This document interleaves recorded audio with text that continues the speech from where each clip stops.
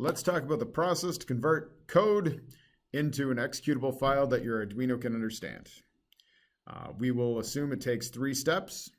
Again, kind of simplifying, but that's fine.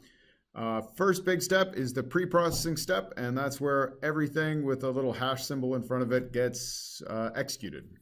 All the include statements take the header files mentioned in them and just copy and paste them there.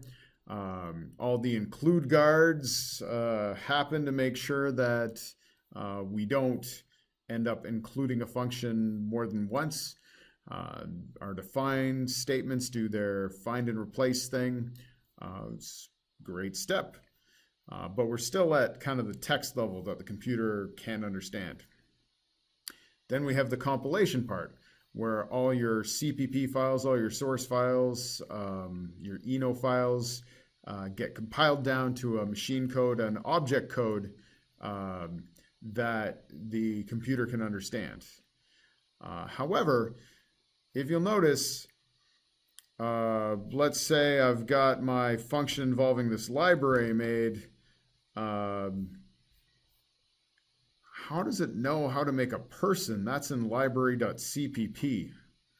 And all those function definitions, they were in library.cpp too. They were in my source file, and that's not copied and pasted into my code.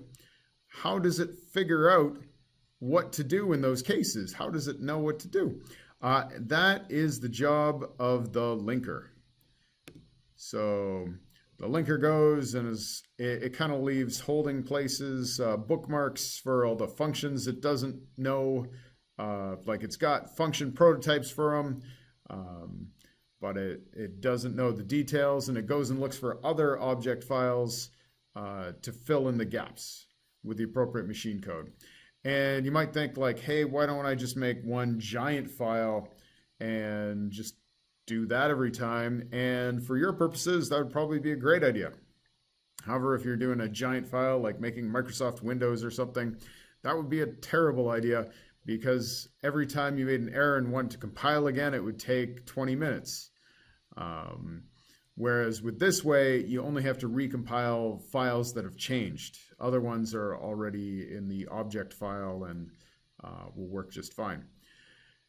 So that is the pre-processing, the compilation, and linking step. Thanks for listening.